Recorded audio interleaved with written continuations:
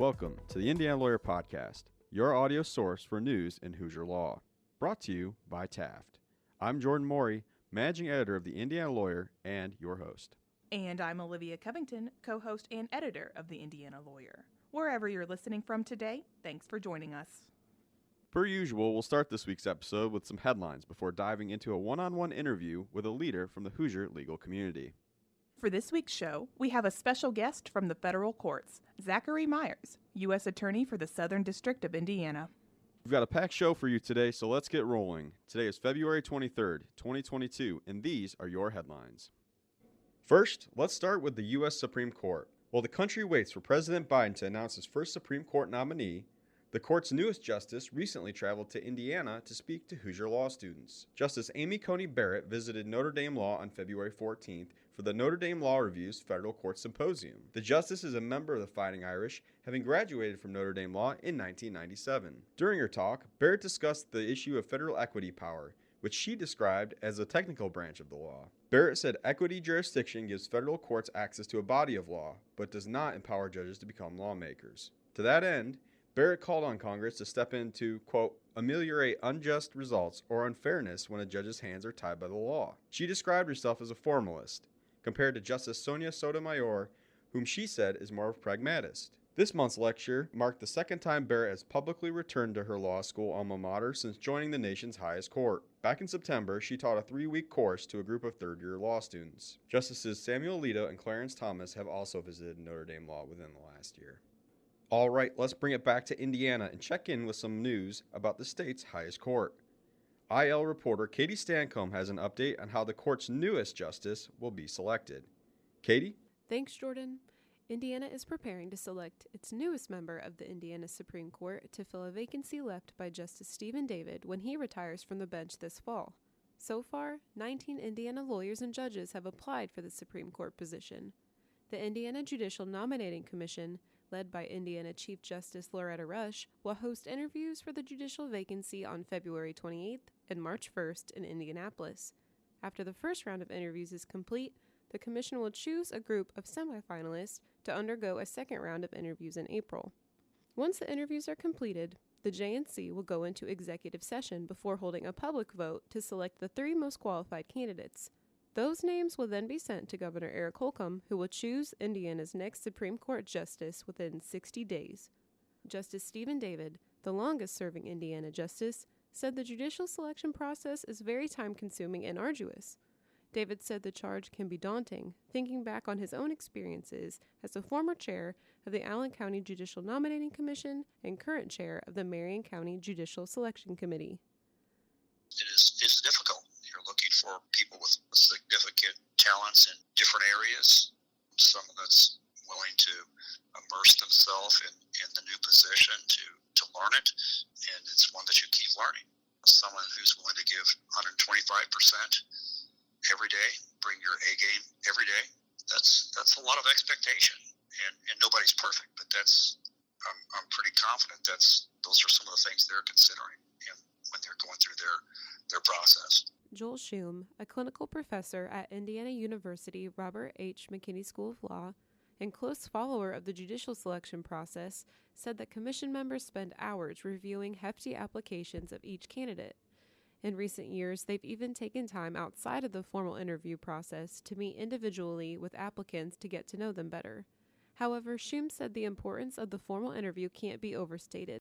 Just because even if it's 20 minutes, you can get an impression of somebody in that 20 minutes about what they would be like on the bench, what they would be like speaking to a group of lawyers or a group of 5th graders that come and visit the State House.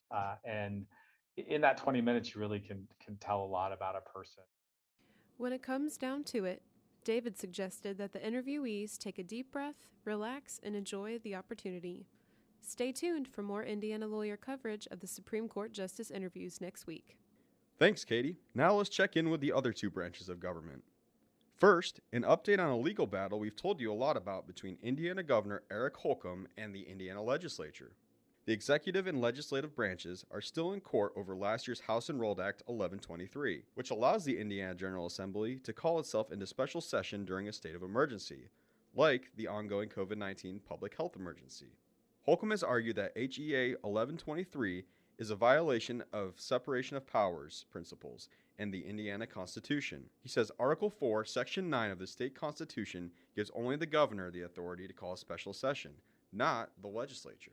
The case has reached the Indiana Supreme Court, where the General Assembly is now arguing that Holcomb is misreading language in the Indiana Constitution that says, quote, "If in the opinion of the governor, the public welfare shall require it, he may, at any time by proclamation, call a special session," end quote. According to the legislature, that language gives the governor limited authority over a legislative power, the power to set the length and frequency of its sessions. The General Assembly argues that the language allowing the governor to call a special session is merely an exception to the rule that lawmakers have the authority to set their own schedules. Thus, HEA 1123 is a simple execution of that legislative authority. As for the separation of powers issue, the General Assembly notes in its brief to the Supreme Court that the special session language is in Article 4 of the Indiana Constitution, which deals with legislative powers, rather than Article 5, which deals with executive powers. The Supreme Court is set to hear arguments in the case on April 7th. Stay tuned to this podcast and our website for continued updates. Next, let's check in with some other bills we've been following. IL editor Olivia Covington has a rapid-fire update. We're less than a month out from the end of the 2022 legislative session, and lawmakers are starting to make major moves on major bills. Here's a rundown of the status of the bills we've been following at Indiana Lawyer, with some help from our sister paper, the Indianapolis Business Journal. First, House Bill 1001, the Vaccine Mandate Bill. The original version of the bill would have required employers to accept religious objections to employee vaccine mandates without any further questions. But a recent amendment now allows employers to accept religious exemptions under Title VII of the Civil Rights Act, leaving latitude for employers to take workplace safety actions.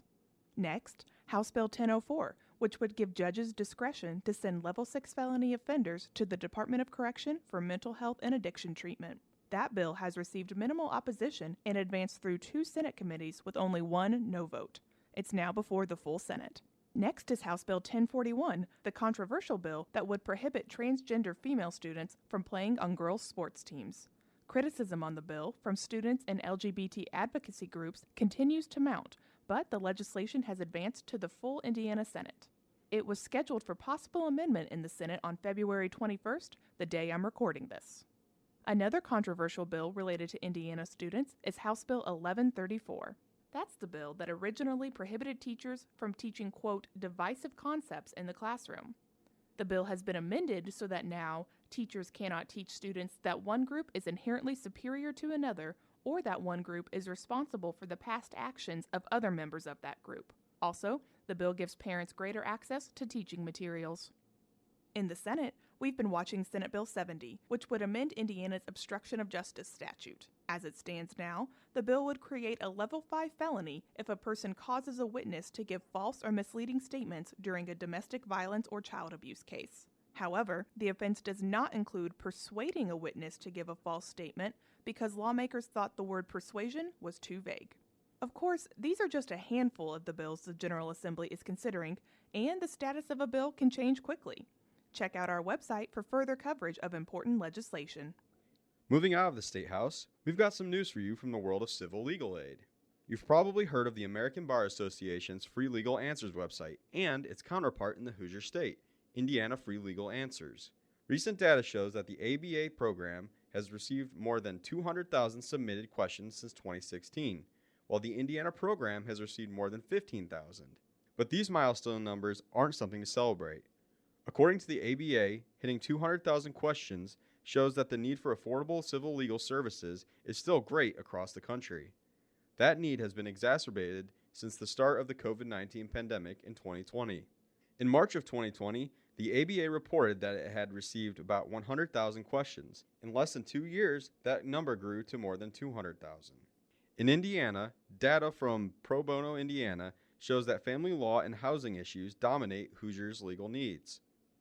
Since 2016, the top 3 areas of law generating questions in Indiana were custody and visitation issues, divorce, separation and annulment issues, and non-subsidized housing issues. The national numbers are similar, with about 40% of questions relating to family and children's legal issues, 15% relating to housing, and 10% relating to consumer and finance issues. Nationwide, more than 10,000 lawyers have volunteered their time to ABA Free Legal Answers. In Indiana, that number is 437 attorneys. All right, let's wrap up with a preview of a story Katie is working on for the next issue of Indiana Lawyer. Katie, what can you tell us? Members of the U.S. House of Representatives and Senate recently came together in bipartisan support to pass a new law that removes the requirement to go through forced arbitration for sexual assault and harassment claims. It's called the Ending Forced Arbitration of Sexual Assault and Sexual Harassment Act of 2021, and it does just that.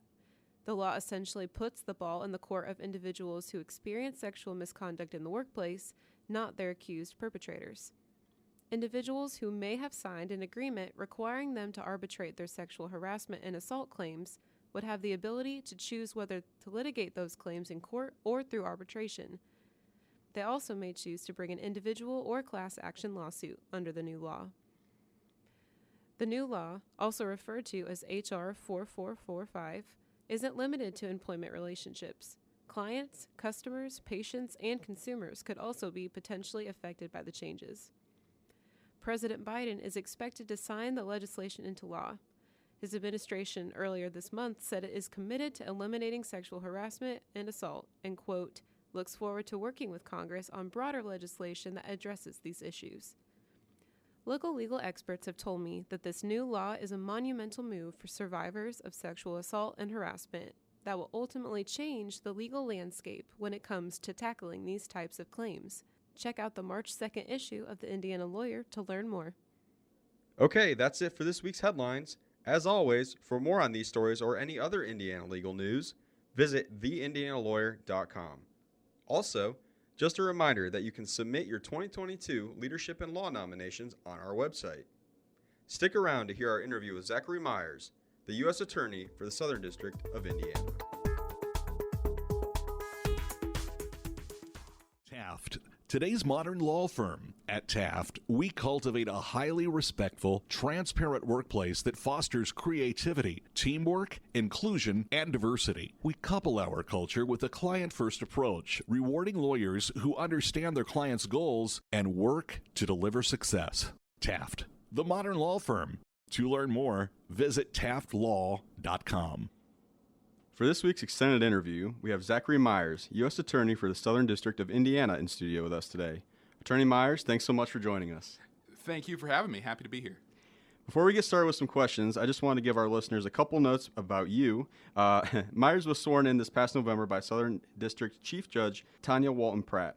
He was an assistant for the Indiana Southern District from 2011 through 2014, before working as an assistant U.S. Attorney for the District of Maryland from 2014 to 2021. Prior to all of that, he was an associate at what was then Baker & Daniels from 2008 to 2011 in Indianapolis. So to begin with, what drew you towards working as a federal prosecutor?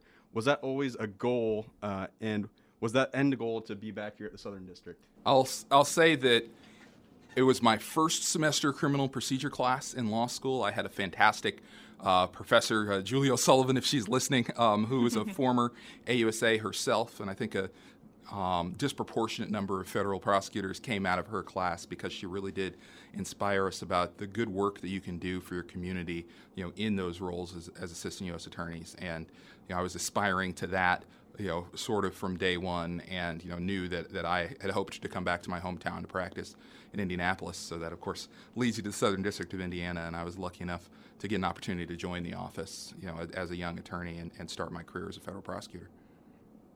You did a stint in Maryland, though. I did. After a few years here, we moved to Maryland, where most of my wife's family is, and we're close to them for a while until I was able to get this opportunity and came back home. So tell us about finding out, the President of the United States wants to appoint you to this kind of position. What's that experience like? It is. I think humbling, and it still sort of feels surreal sometimes, but it really is an honor. Having practiced as a line prosecutor for a decade, I know that the Department of Justice is just full of, whether it's the support professionals, the agents, task force officers, detectives that we work with, the assistant U.S. attorneys from sort of the newest to the most experienced. There's just so many amazing people in federal law enforcement and in the Department of Justice, and people who I was able to learn so much from. And to get a chance to lead one of our components like this and help sort of support them and point us in the direction of our current priorities, really, I can't think of a better professional honor. To the extent you can, what's kind of the process of getting that presidential appointment? Can you tell us any of the behind-the-scenes stuff? I can tell you that on July 26th, I was nominated by the president Okay. and went through the Senate confirmation process. I know every White House is different in how they approach these things. And they work closely, obviously, with the senators, and all the senators are, have their own prerogatives in every state about how they approach these things. But, I was happy to get through the process. Speaking of the Senate confirmation process, depending on who you are, that can sometimes be more of a difficult process, or sometimes it's smooth sailing. What was your experience like? It was very straightforward. I had a lot of support from the Justice Department. Sort of takes you under their wing and helps you navigate the process to make sure that the Senate gets all the information that they need to have to go through their consideration. I was the process of filling out the Senate Judiciary Questionnaire can be sort of daunting, but you Sure. get through that, and it's important for them to have all that information when they consider. And one of the things that I've been really gratified by is that not just me, but almost all of my colleagues passed through sort of after the Judiciary Committee's consideration, which really is pretty rigorous, that after we got through that process, that we were all able to be, or almost all of us were able to be recommended unanimously by the Judiciary Committee and approved by voice vote on the floor. Sure. And I think for these very unique roles as the Chief Federal Law Enforcement Officer in our districts, that the degree to which we can have folks coming together and sort of removing it from politics and focusing on the mission of protecting the public and upholding the rule of law, I was just really grateful to be able to get through it and that people can come together sort of unanimously to support that. Right. Looking over your resume, one thing that stood out to me at least was that while you were in Maryland, you worked for a time in the National Security and Cybercrime section, serving as, I believe, the first cybercrime counsel for the district. That's correct. What was that experience like, and what did you learn from that job that you brought here to Indiana? Well, I'll tell you that it was a really formative part of my career.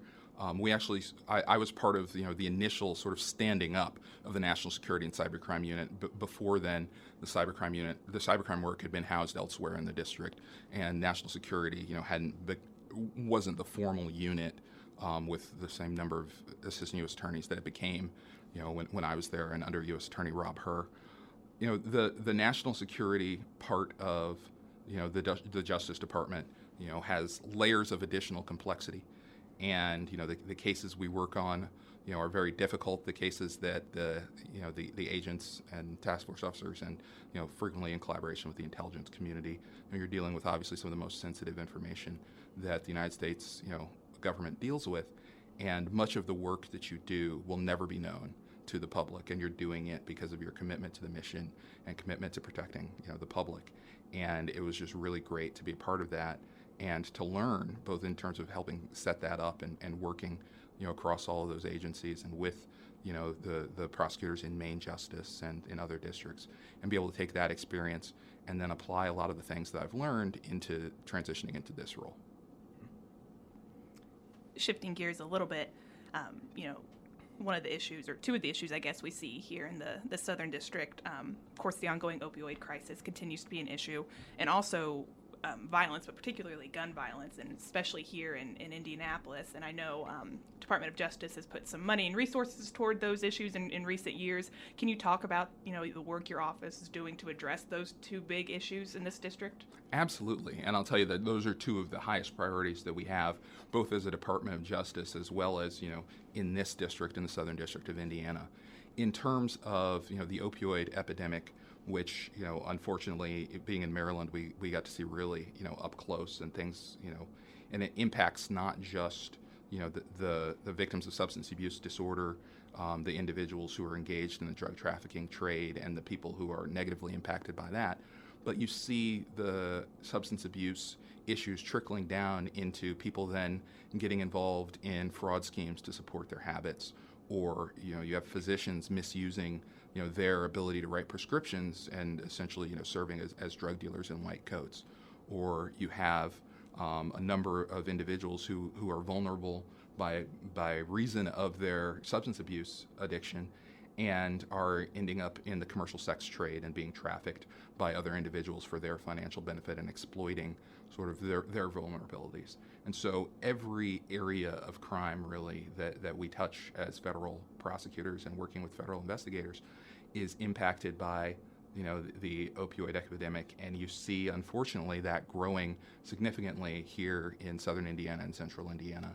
And we're really orienting law enforcement resources to try to fight that.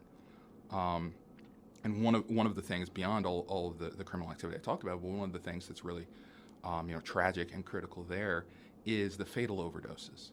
That people don't realize how little fentanyl it takes, carfentanil, some of these synthetic opioids, tiny amounts, the tip of a pencil can be deadly. And people are frequently, but the drug is also very cheap, and it's being imported in quantity from other countries, and it comes into the United States, and it's not just being sold in and of itself, but unbeknownst to users sometimes is being incorporated into counterfeit pharmaceuticals, into other controlled substances. We're seeing more and more, not just pills coming overseas, counterfeit pills being manufactured, but counterfeit pills being manufactured right here in this district, and people are able to go online and order a pill press, and go online and order the underlying controlled substances, and press and create their own what people think are FDA approved pharmaceuticals that they might be buying on the street, but they think that these are drugs that are otherwise safe if used as directed, and of course they're not doing this with prescriptions. But what they don't realize is this is actually a fake pill that contains fentanyl and could kill them. Wow. And as bad as the violent crime epidemic is, and I'll talk about that in a moment, and it is in fact bad, obviously in Marion County, which is one of the 60 counties in the district. I have 59 local prosecutor, elected prosecutors who I collaborate with, but obviously the bulk of the population is in and around Indianapolis, and violent crime has been just so bad here, and just like in many other urban areas in the last few years. But the number of fatal overdose deaths dwarfs the number multiple times over of crisis level homicides. Wow. So I think that tells you how bad this fatal overdose problem really is, and you're going to see more and more. I think you're going to be seeing some announcements from the DEA, and you're going to be seeing more and more cases brought in federal courts. And I know some of my colleagues in the state courts are pursuing these cases, resulting in death as well. We have some unique both investigative resources and legal tools that we have to hold folks accountable for dealing these deadly drugs, and particularly whether they're resulting in injury or death to folks, or if they're doing this in conjunction with the unlawful possession or use of firearms. And we are going to find the individuals who are negatively impacting our community, and we're going to apply our federal investigative resources, our federal prosecution resources, and we're going to hold them accountable and get them off the streets to try to make our communities a safer place to be. And sorry, I know that was somewhat of a long answer. No, but there's a lot to cover. In getting to violent crime, which is also a huge problem, and one of the reasons why addressing both these issues, why we've now reorganized the office so that at least in our Indianapolis division, we have a dedicated violent crime unit as well as a dedicated drug trafficking unit. Interesting. Not that any of this work wasn't being done before, but just from sort of organizational standpoint and sort of focusing our resources. We're really committed to using the prosecutors that we do have and the agents that we work with to try to make the biggest impact we can. We recently counted, and I think I have 42 authorized assistant U.S. attorney slots to serve 4.2 million people. Wow. Of those 42, 23 of them are line prosecutors in the criminal division, again, for 4.2 million people. And so the resources that we have, and I'm working on getting us more, but the resources that we have in the federal criminal system, are just, by design, we're a court of limited jurisdiction. We have to have a federal interest in the cases that we bring, and the bulk of investigations, prosecutions, they're always going to happen, in our state courts. And our state prosecutors have been, already in the 3 months I've been on the job, remarkable partners to us, and for years they've been great partners to our office. And those relationships are really important to pursue anything, but with our limited resources, we have to target, we might not have a ton of folks, but we have tools that we can use both legally when people are engaged in complex transnational crimes, or they're using things like the dark web or cryptocurrency. There are problems that the federal government is uniquely situated to address.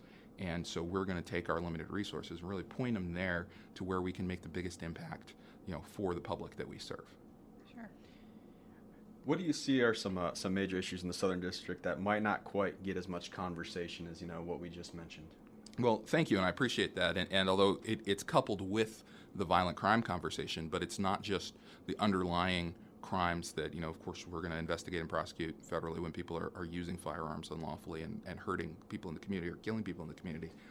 But, it's also a supply problem. And, people who are unlawfully providing firearms to folks who are then turning around and maybe unlawfully possessing them themselves when they get them, and then are turning around and using them in conjunction with violent crimes, that's a problem we have to address. And so one of the priorities of the Department of Justice has been made clear, both by the Attorney General and the Deputy Attorney General, is fighting gun trafficking. When people break the law in arming criminals to engage in criminal conduct, we have to do what we can, to fight it. And, we work across, regionally and nationally, and, my colleagues in the Northern District of Indiana or the Northern District of Illinois who, are being impacted by people who are trafficking firearms that may have originated in our district. And so we all are working together on the law enforcement side as well as on the prosecution side to try to get our hands better on where the guns that are being used in crime are coming from and how we can sort of stem that tide to the extent that there are unlawful transactions taking place, in that chain. So in addition to the firearms trafficking, some of the kind of more under the radar, maybe to the general public, obviously in law enforcement, we focus on all of these issues, but we're going to be devoting more resources and time and attention to fighting cybercrime.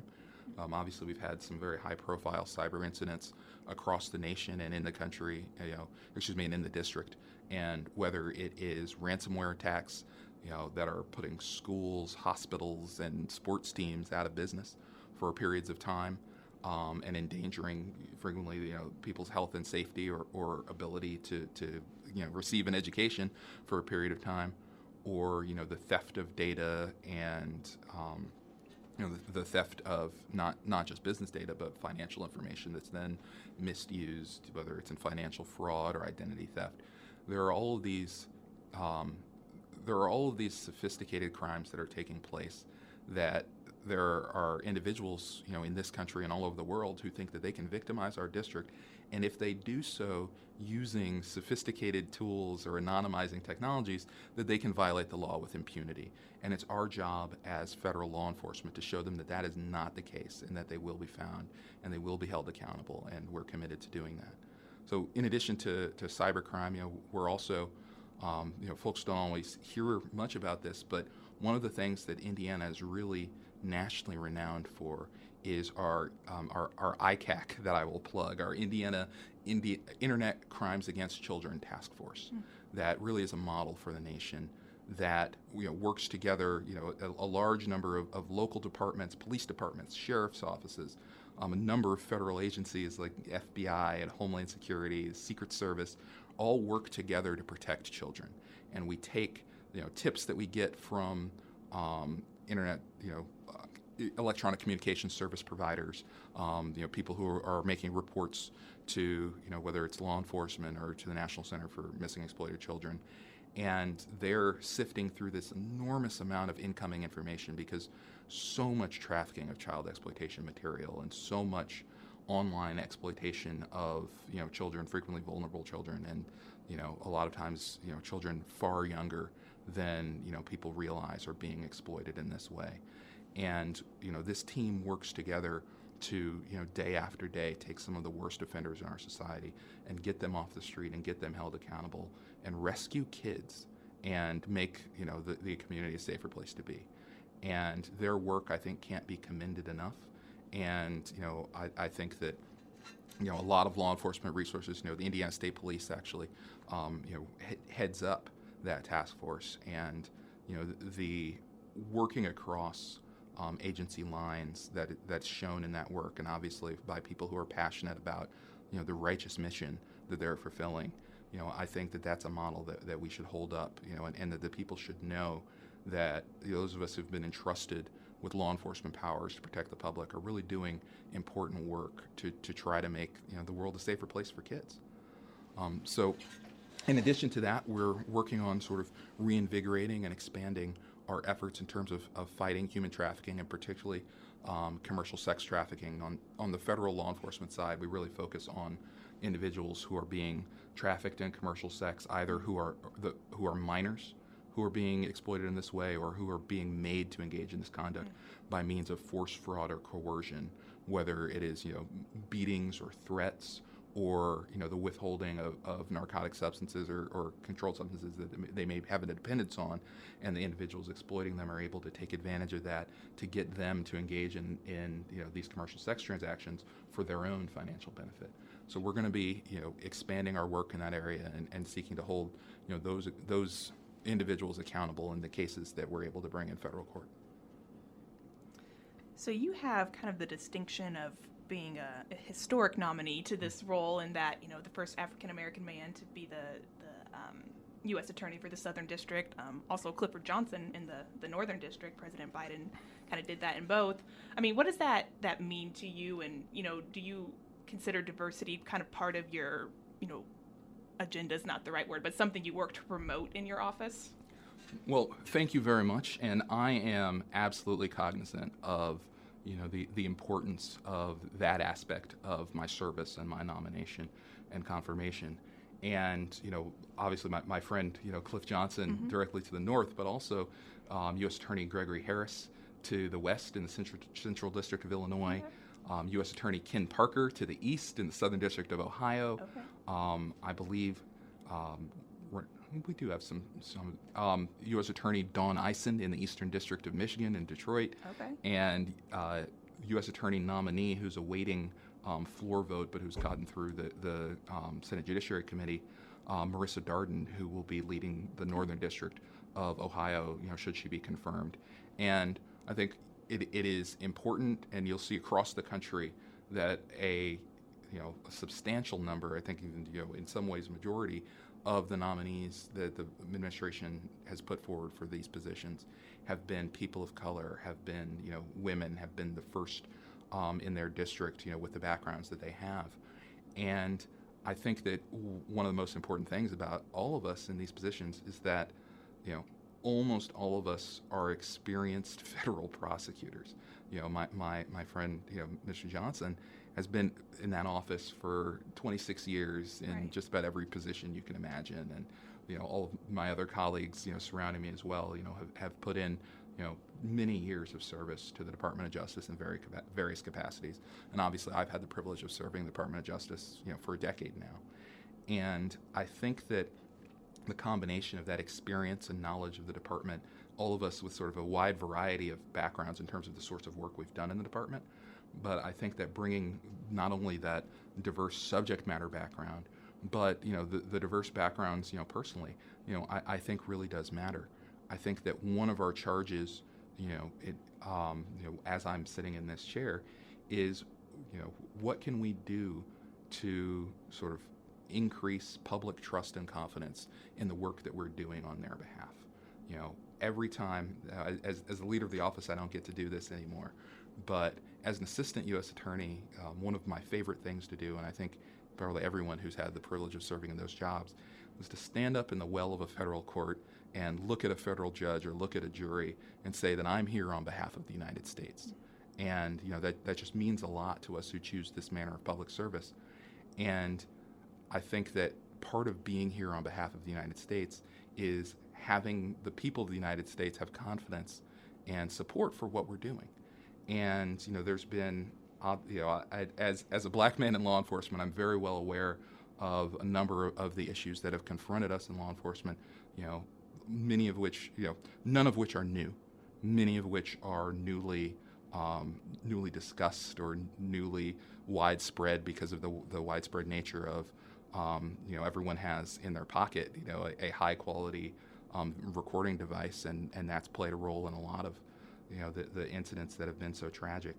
And I think that it's important to have diverse viewpoints in the room as we try to build community trust in who we are as law enforcement, and to show that when folks who have been entrusted with the powers of the public violate their oaths and act in a way that's contrary to law or contrary to the Constitution, that we're holding them accountable. But at the same time, the folks who are putting on a badge and carrying a firearm in a public trust, those individuals put their lives on the line every day. And we've seen, in this district a number of times that that's not a theoretical statement. Members of law enforcement face deadly danger all the time. And, when a lawyer leaves their home, even if they're serving the public, their family isn't thinking in the back of their minds whether they're going to come home that night. Mm-hmm. And, I have all of the respect in the world for the people who take on that duty and that public service. And one of the things that we can do to build more trust in that community is, I think, really lift up the work they're doing that people, really should know about. And at the same time, listen to people in the community who are sort of rightly upset about, some of the things that have happened and some of the practices and policies that have been in place before, because it's not just strings of negative incidents, it's also patterns of investigation and prosecution and how we've prioritized our resources. And communities need, there are communities who have been besieged by violent crime, have been besieged by drug trafficking, and we need to be looking at those communities as our communities, and that they're not just places where offenders are engaging in offenses. There are places where members of the community, who are just trying to live their lives and raise their children and contribute, to their community or their society, and just go to work and come home and be safe. And they're being deprived of that by individuals engaged in criminal conduct. So, I hope that by helping to spread the message of what we're doing and by aligning our priorities with, I think, what the public will really be supportive of and will see as something that we can do in public service and law enforcement. I think that we couple that with having folks in the room in law enforcement and in prosecution who look like the communities we serve. I mean, right. I guess I'm old enough now that I'm no longer the kids, but one of the things that the kids say, or really people of all ages say, is that representation matters.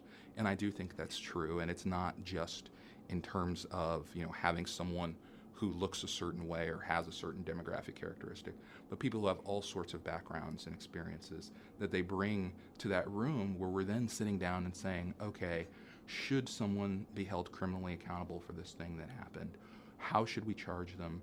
How should we choose to, execute warrants or, bring them into custody? What are the right charges to bring if bringing charges is the right thing to do? With 23 criminal assistants for 4.2, million people, we do not take many cases more than the cases we do take. And so we have to make sure that as we're picking our shots, because in the federal system we really are, largely working on prosecutorial discretion in, what cases we choose to bring, are we doing that in a way that has the appearance and actuality of, upholding the rule of law, for everybody, and upholding equal protection of the law, for all of our community. And so all those things are important, and that's one of the reasons why I have focused on listening to diverse voices within my office, and also making sure that we are, recruiting and retaining people of, a number of, of all diverse backgrounds, but particularly, historically underrepresented minorities, and making sure that we are getting, great quality applicants, into the office and bringing them in and sort of raising them into the Justice Department and, our cultures and traditions, and, helping them, come and serve the community in our office. It's not always easy, particularly with some of the trust issues that some communities have. People, the kinds of people who have the backgrounds and skills that we need in our office, they've got other options. We're in the public sector. We can't pay like the private sector. There are many people who are just, not comfortable with, the nature of what we do or their perception of how we do it. And that's a barrier not just to public trust, but it's a barrier to recruiting and retention. And so, one of the things that I'm hopeful that I'll be able to move the needle on a little bit is by sort of, demystifying the Department of Justice, by, making clear how we're committed to public service, that folks who might not have considered it before think, oh, maybe being a federal prosecutor, is something that I want to do. Maybe I'm going to have that light bulb moment like, the U.S. attorney had when he was in criminal procedure class, that using my law degree to protect the public or to represent the interests of the public as a civil assistant U.S. attorney, like that's something that I aspire to.